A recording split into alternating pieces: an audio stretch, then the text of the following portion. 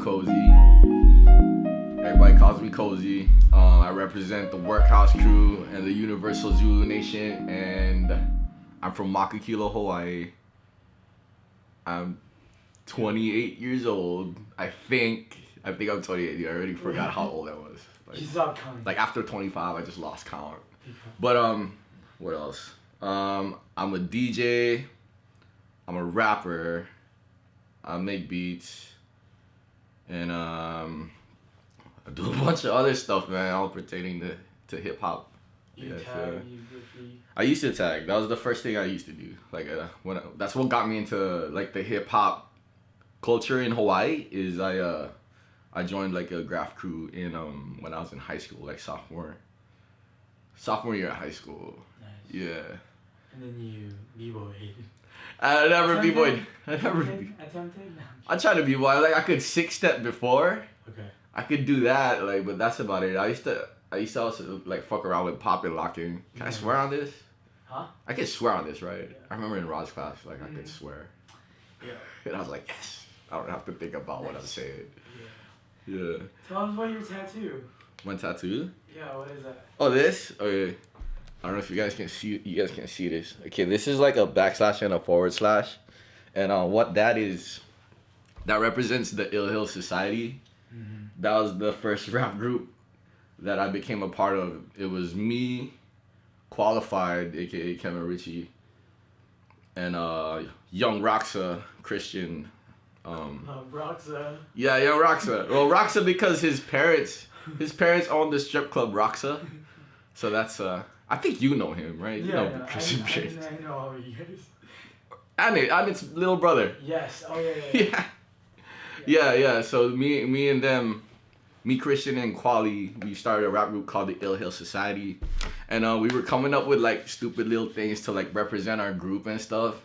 And then we came up. I don't know who started it. I forgot the origin of this. I have to ask them about who started this. But then this became the sign for the Ill Hill Society.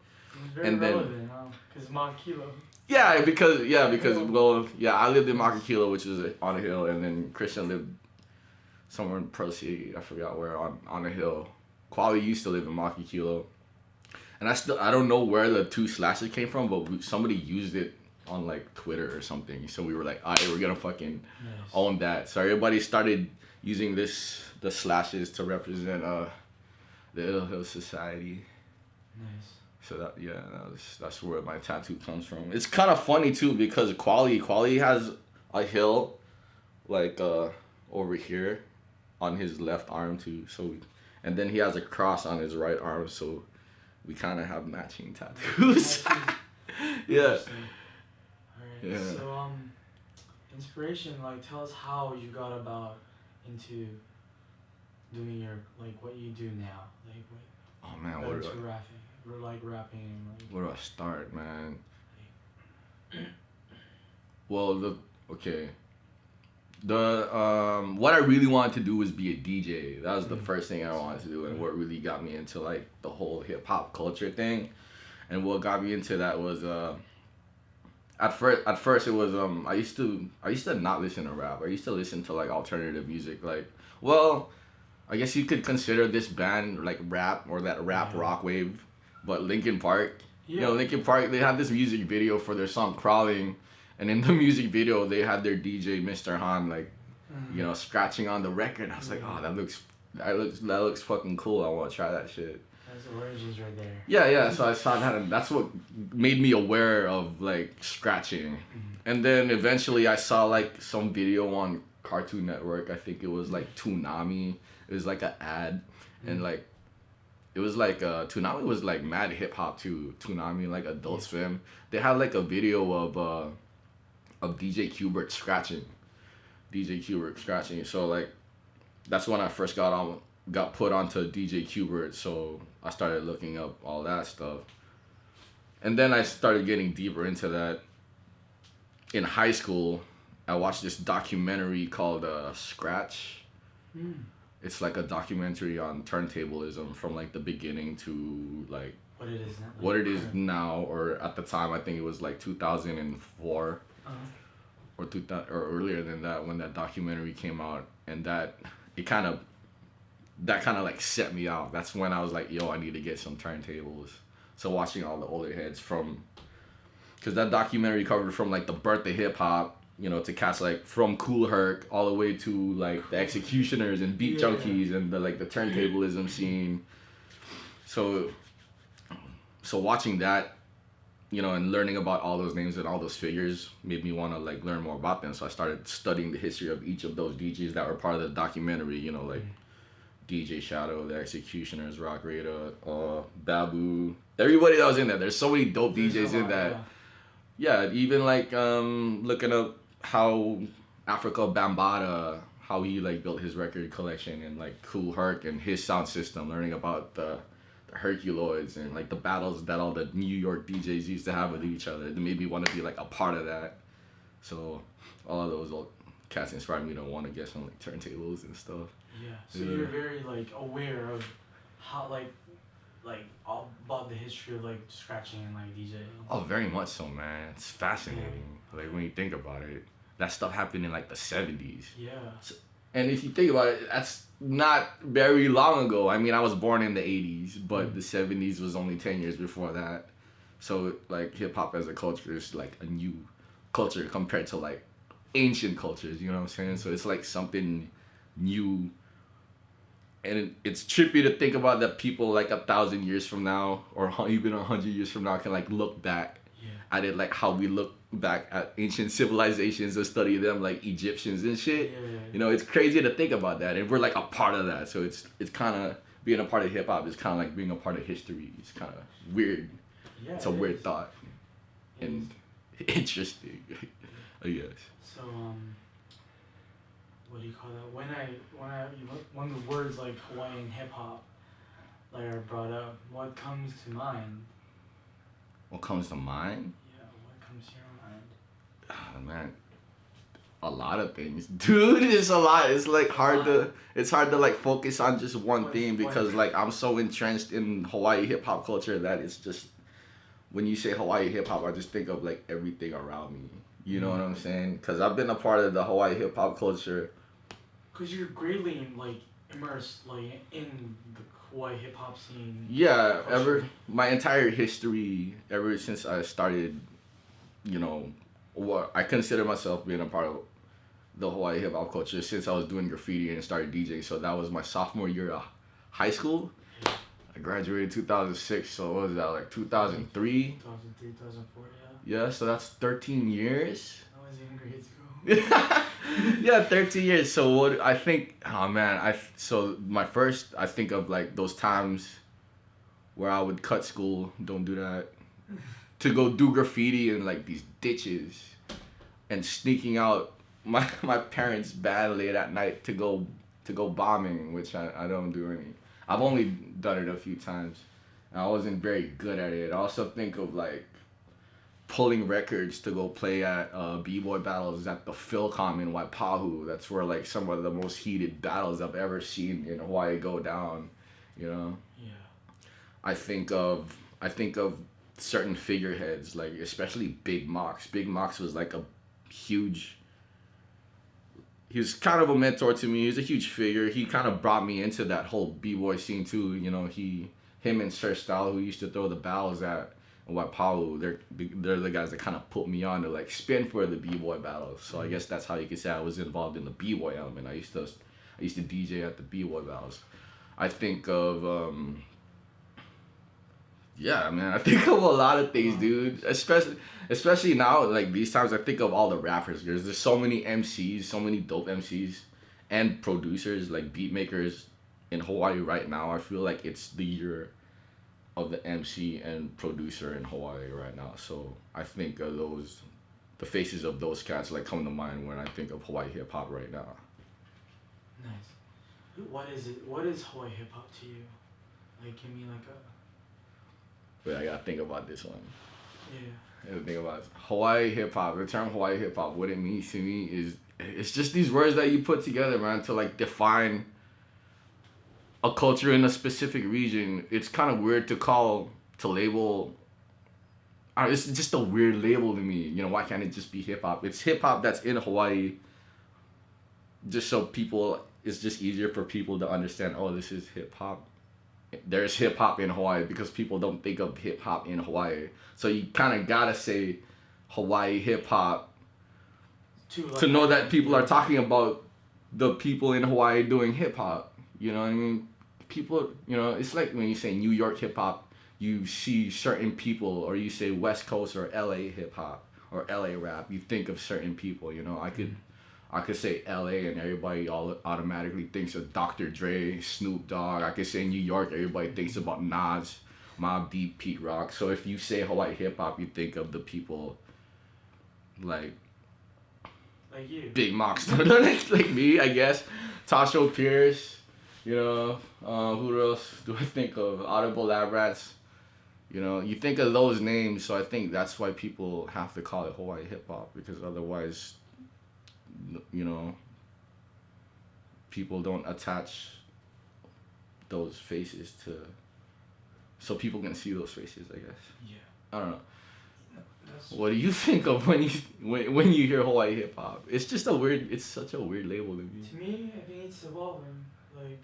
Yeah. Yeah, that's what we haven't have a general description. God, that was like we're still molding that, and I think Yeah. one of the, you know, people that have shaped that, like, you know, that this culture that we have today is dubbed as Hawaii hip hop. Yeah. In Hawaii. I think it is a necessary term though, because how do you gotta say it. You gotta say it, because some people are like, why can't we just be hip hop? Why does it have to be labeled as Hawaii hip hop? But I feel like you gotta say it so that people attach hip hop and Hawaii to it, because otherwise, then what is it? I don't know. It's such a weird term. That was a clusterfuck of an answer. I'm sorry. What are the struggles have you Struggles? encountered? Yeah, like doing hip hop? Yeah, I mean, expressing yourself, like what the struggles like that. Oh man, there's so much. I bet everybody that gets asked this question, that like rap and shit, come up with the same answer, where it's like hard to get noticed outside of Hawaii because we're so isolated. But I think that's just a lack of work ethic. Maybe we have to work a bit harder because we're so isolated. But I don't think it does keep people from hearing you if they see it, or listening to you if they want to, because it's the power of the internet. I feel like the internet is just like opens so many doors, dude. There's motherfuckers that get discovered through the internet all the time, and they find great success, and that's kind of like. Yeah, that's kind of a gift and a curse, because you don't really want virality to be your means of success, because sometimes it only lasts for like a minute. That's like your 50 minutes and then you're done. But then at the same time, you can utilize that you can utilize the internet to promote yourself more, and that's why there's shit like Twitter, Instagram, be more visible and stuff like that. So I guess being visible is a struggle for us out here, but.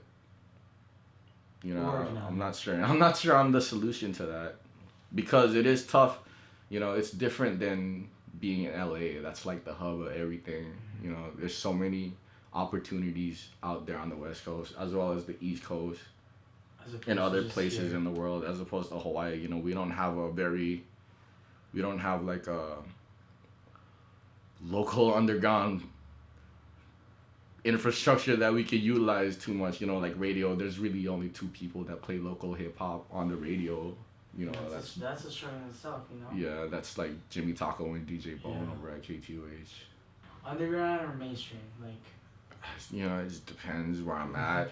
It's like all about context, dude. Cause like I'll talk shit about somebody like Young Thug, and I'll go and listen to him while I'm working at the gym. Dude, Young Thug is the shit. Y'all need to be put on the Young Thug, but not too much, because you might, lower your IQ for a little bit. It's just some dude making a bunch of noise.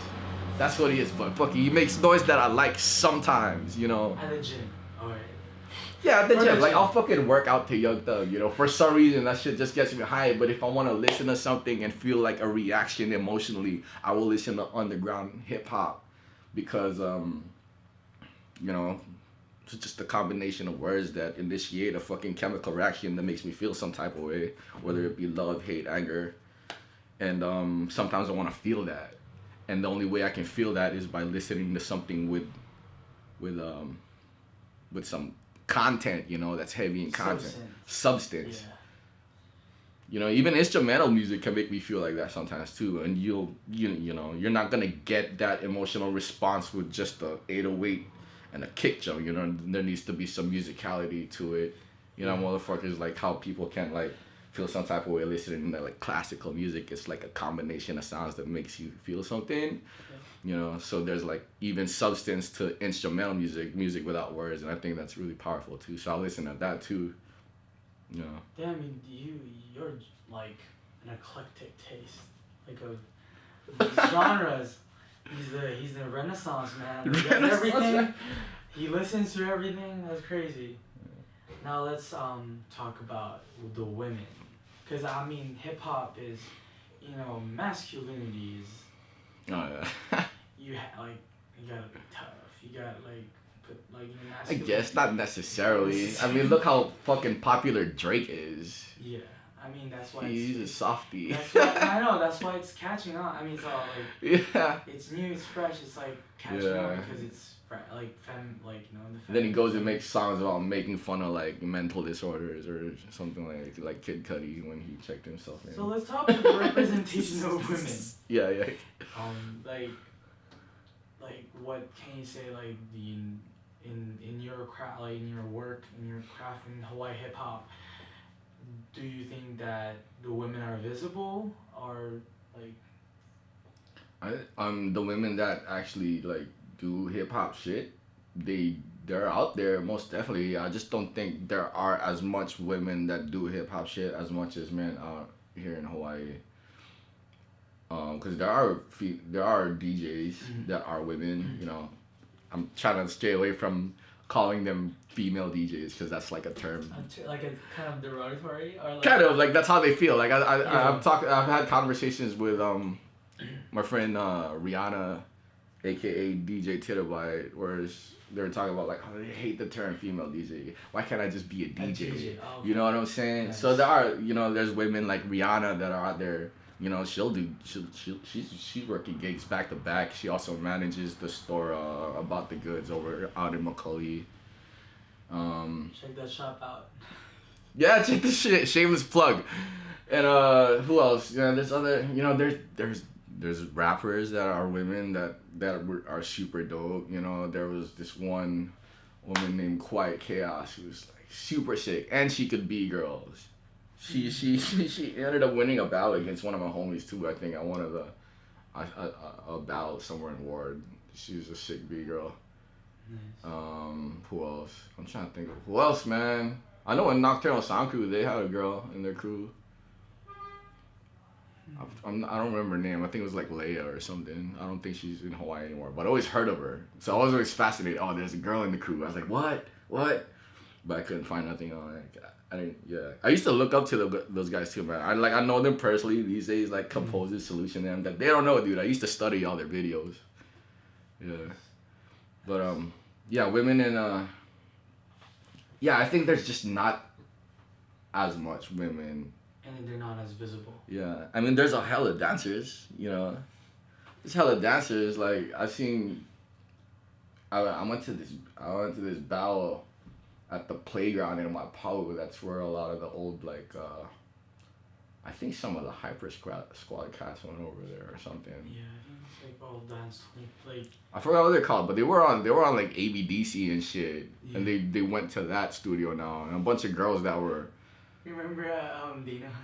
Like that's all right, like Brittany Aguilar and like. Yeah, they got the studio at the playground, and I DJ'd a bunch of b-boy battles over there, or not a bunch, like a couple, and they were all part of that studio. So you know they're out there, especially like the dancers too, as well. As for like graph writers, I knew one. Yeah, I knew one in Hawaii. Long time ago. It was when I first started. Like I met them at the Armory, which was like this. It was like this hip hop store that's like no longer there. they used to have black book sessions over there, so like all the graph heads would come and like drawing each other's books and stuff.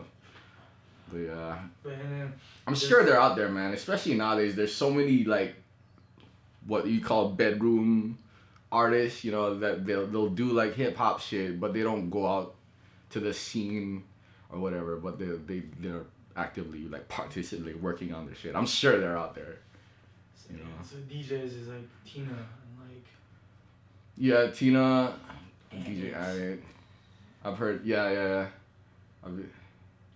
I know there's other. She can. Oh, there's a. I just found this out. IA. I had no idea he had a little sister. Oh, okay, yeah. And she followed me on Instagram, and I see her stuff, and I see her like scratching and stuff. So they're definitely out there, you see. And I just found out about her. Like I've known IA for a long time. Yeah, she just followed me too. It's so funny. Pina or DJ Pineapple, I don't know, Fresh Pineapple. Like I don't know you personally, but shouts to you because I see you cutting. Hey, I mean, they're coming. Yeah, see that. So see, they are out there. Good. Yeah. I just don't know about them. Like I recently just found that out. Well, now like everything's like. Yeah, and that's thanks to social media. So we can go about that. How the pros and cons on how hip hop is then and how hip hop is now. Like when you put your work out there, how you practice your craft. See, I came up in hip hop in like a weird time. It was like YouTube just started becoming a thing, right? 2006, I think, right? It was when YouTube was a thing. So before that, when I got into DJing, or when I got into graffiti, this is what we used to do back then, like 2003, and I'm sure it was like this before then too. But we had there's these like specialty like record stores and stuff, and they would have like all these cool like underground hip hop DVDs. So there would be like, even Cabot, they used to sell these at Prototype when Cabot was a part of Prototype. He used to bring in these graph DVDs. Even at record store, there's this record store called Two Grooves. This guy used to, I don't think Two Grooves is around, but he used to fucking pirate like these graph DVDs, like these DVDs of just like artists like in Europe and shit, and even in the US just doing graffiti. Oh yeah. So it's like these cats were like documenting them doing graffiti. So we would like study those, the cats on those DVDs. It's like together with your crew. Oh yeah, we would put those on, and then we'd cipher up. We'd just like gather around and just like watch that shit, and then work on our own shit. Jack in styles, and then trying to make them our own. Same thing with DJing. There was this DVD series called Do It Yourself Scratching by Thud Rumble. That's DJ Qbert stuff, and it was actually like scratching tutorials. That's how we did it too. That's how we. So I was like. Sophomore year at high school, I didn't know too many DJs. I knew like one in my school who had turntables, and then I eventually got my own turntables, but I didn't know anybody who could scratch. So when I first started, I bought those DVDs, and I just studied them every day after school, every night, and then just practiced the techniques. Eventually, I met older DJs like DJ Revise, DJ Abe One. Those were the main ones, and they showed me some stuff too. Eventually, those guys introduced me to some of the nocturnal cats. I never really those guys were so busy with their own stuff. I never got to learn from them. But there's another DJ by the name of DJ Skid, who used to DJ for the crew, Audible Lab Rats. And actually, he gave me his record collection before he moved to LA, but he taught me a lot of stuff too. But more like the mentality of being like a DJ and stuff. So back then, it was all about really digging for that information and then going to the people that had that knowledge that you could absorb from. Yeah. Nowadays, people can just go on YouTube. So it's super easy to like learn new scratch techniques or like art techniques or whatever, and there's so many examples of people doing their routine. So like you could like look up a famous DJ's battle routine from like 2008 and then study that shit, and try and imitate it. And there's even like tutorials and stuff that people do on certain techniques that are pretty good and in depth. So like it's super easy to learn now. Yeah. You know, you can just like Google something, even a specific technique. If I want to learn how to like do a triple click flare on a record, I could just Google that and then pull up a video. It shows you exactly how to do it. Yeah, but you do miss out on the like personal connection you get from actively seeking somebody guidance who or help, like from like a mentor figure or like a master. Like that's why like hip hop and kung fu is so like entwined with each other. There's this analogy that I really like about learning from people and seeking out like a master. I got this from Polsky, who he represents Mighty Four. And he gave me this analogy about like I was like in a low place and I wanted to like learn more about my art form, and I'd try to talk to older people, but they would kind of like shun me. You know, they weren't willing to teach me for some reason, you know, and they weren't being very blunt about it. They just kind of like ignored me, or they'll say yeah, and then just never respond to me after. And Posse kind of like put it in perspective on like how you just got to keep on knocking and show your worth. And he compared that to this scene in Kill Bill Volume 2, you know, where Beatrice, Uma Thurman's character, goes to seek out Bill's master by the name of Pai Mei, and he makes her do a bunch of shit before he like actually like teaches her. And even before like he accepted her into his crib, like Bill had to go like fight him and shit, like so she had to get the cosign and stuff. So Yeah. I forgot where I was going with this. No, I mean no, it's not. No, it's like comparison to like how easy it is now as opposed to then. Like Yeah. you had to like research. Oh yeah. I was talking about like the whole personal connect. Like you don't have to actually go to the master now. You can just look up a tutorial that the master did. Is what I was saying. You can't. You know. Like you can just go. It's too easy. And then basically like YouTube everything. Yeah. But you miss out on the personal connection, and because a lot of you like these crews like that, you guys basically are families, right?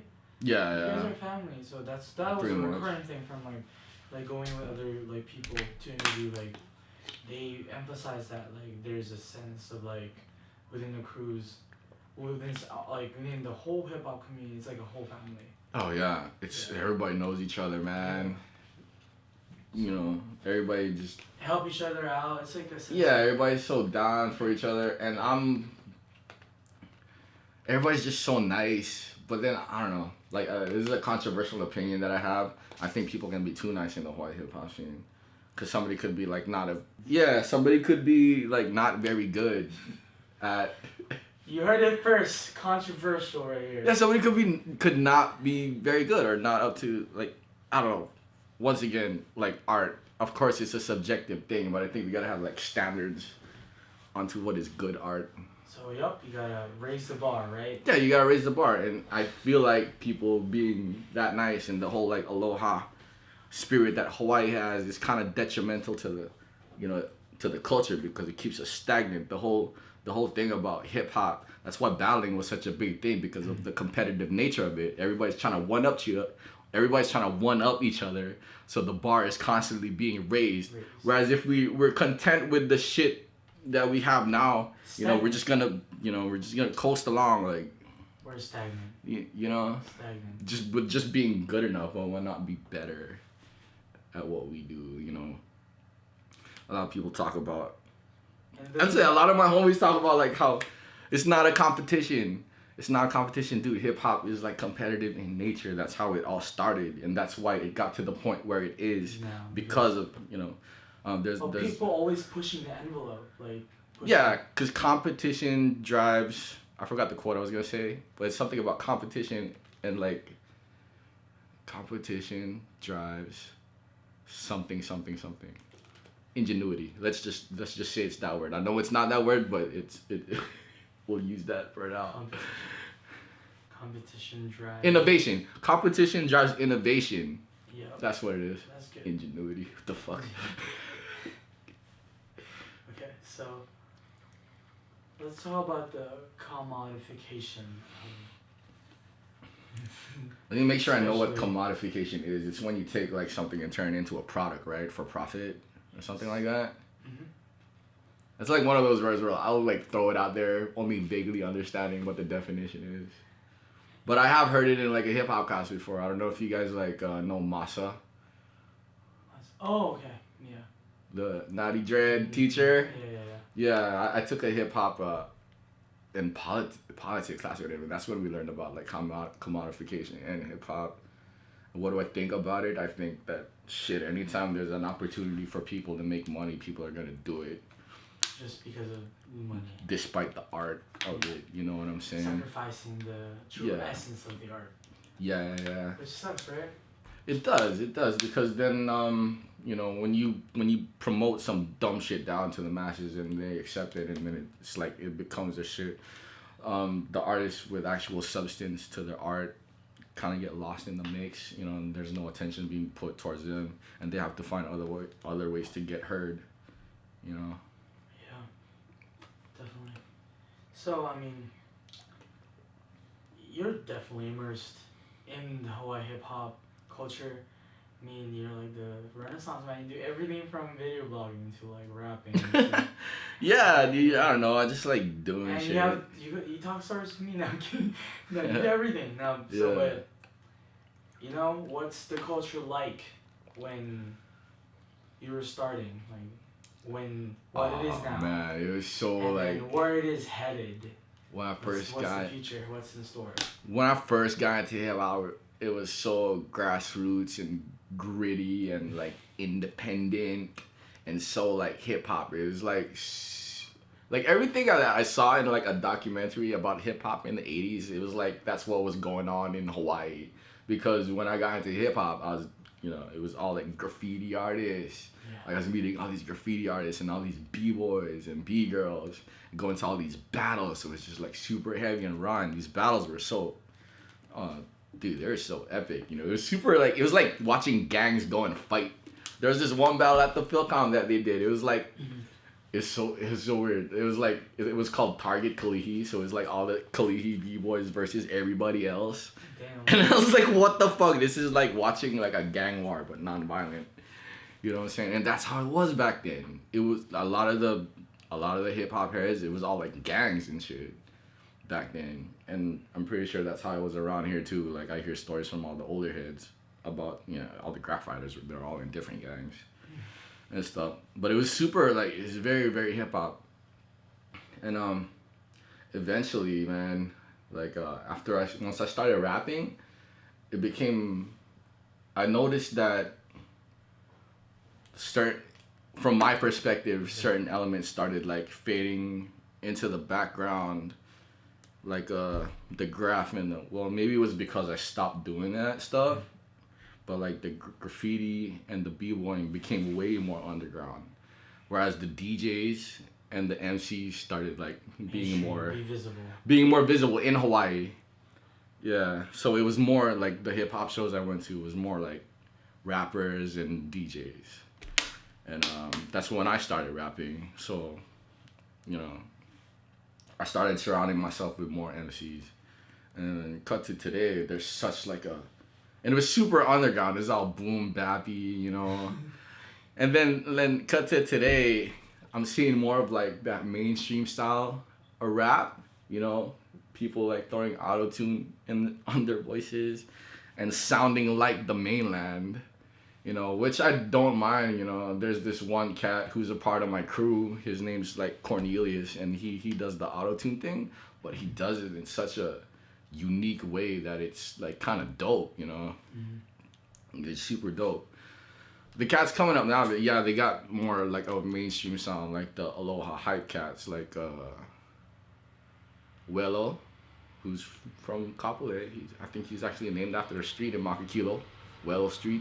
So shouts to those dudes, J-Shu, Slick, and the OTE cats. They got that radio friendly vibe to them. Yeah, the radio friendly vibe, you know. And I fuck with a bunch of their shit too, and the kind of more like underground style that I came up in, you know, the sound of like cats like the Direct Descendants crew or Audible Lab Rats. Creed still has his sound though, but he's got a live band with him now. But Creed is like who I would listen to back then too, man. And it's, you know, you kind of see that style of music. Is what's at now, like. Yeah, or it's what's more visible, I guess. It's like music videos is the thing now, and they crank out music videos like crazy. Yeah. You know, they got shots to Juan, Aloha Hype. Nice.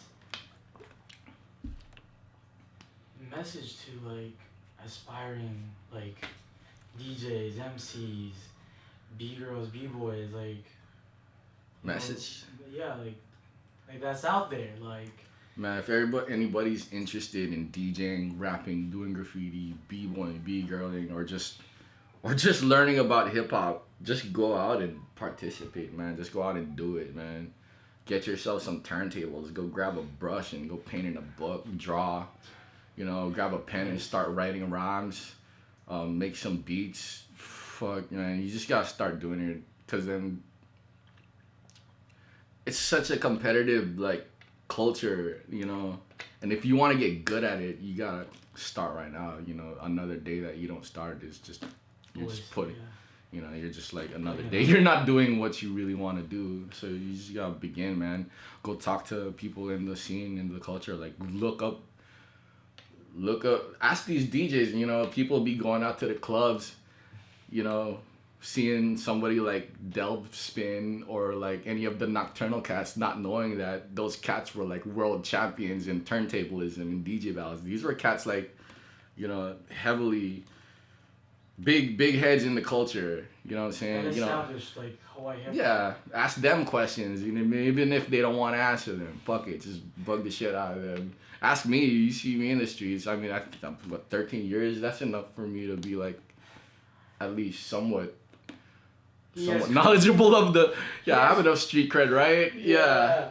I mean, you do everything. Yeah, there's talk to the people in the culture. You know, social media, like Google Hawaii hip hop, see what comes up. What does come up when you Google Hawaii hip hop? Exactly, and we're writing it. We starting this revolution. Yeah.